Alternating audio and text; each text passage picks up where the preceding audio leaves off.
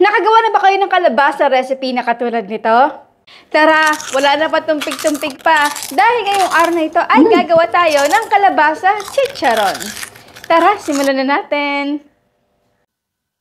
Kumuha na pala ako dito sa kalabasa ng 200 grams. Tinanggalan ko ito ng buto, binalatan, at hiniwa ko ito ng maliliit para madali natin ito i-steam. So, i-steam lang ito for at least 20 minutes.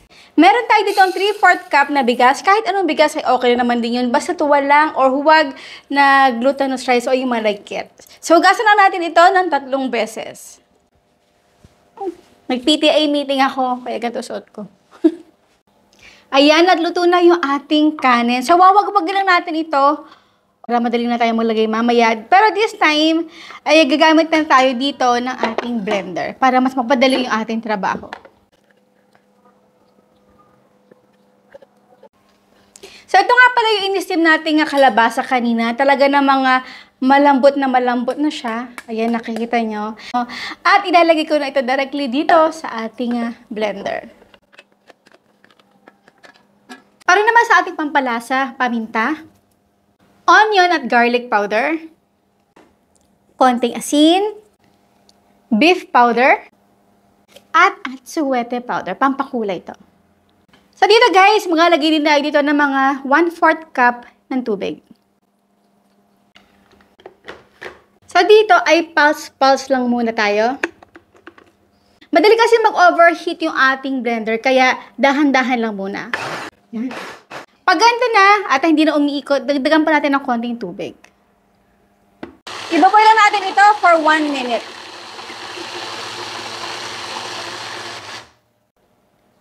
Ayan. At kapag smooth na, nakatulad nito, okay na to.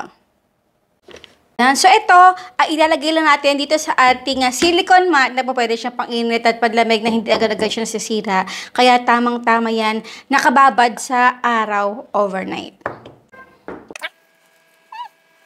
So, kailangan natin ito ilapat evenly. Kung ito ay makapal dapat lahat. At kung ito ay manipis, dapat lahat manipis. So, I suggest kailangan ay manipis lang yung ating pagkakalapat. Nga pala, ay ginuhitan ko na ito o pinirikat ko na ito para kinabukasan kapag ito ay natuyo, ay madali na ito nga matanggal. So, dito natin ito babaligtarin. Ay, babaligtarin. Okay.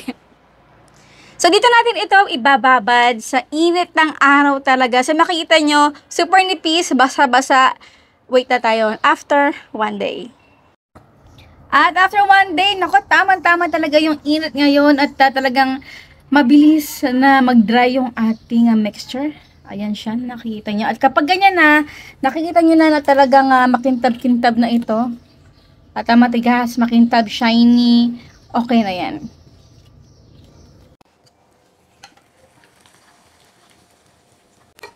At ang aking tip nga pala sa pagluluto kasi madali itong masunog guys. Kasi sa sobrang nipis ng ating pagkakagawa dito, ay nasa high heat lang muna yung ating apoy at painitin natin ng ating oil. Kapag mainit na, low heat na tayo at mag-intay lang tayo ng konti para medyo hindi naman talaga mainit yung ating oil. Then, tsaka natin ito tirutuhin ng few seconds lang. And now is done our kalabasa chicharon. Aba, syempre, bago tayo magtikiman portion, ang tanong ni Mama Shirley, anong flavor ang ginawa natin chicharon ngayon, araw na ito? Ang inyong sagot, syempre, sa comment box section. O guys, diba, dami na natin nagawang chicharon, kaya kung gusto nyo mapanood dito sa Ang Sarap Grabe, nakagawa na tayo ng rice chicharon, patatas chicharon, egg chicharon, at marami pang iba. I-click nyo lang chicharon, Ang Sarap Grabe.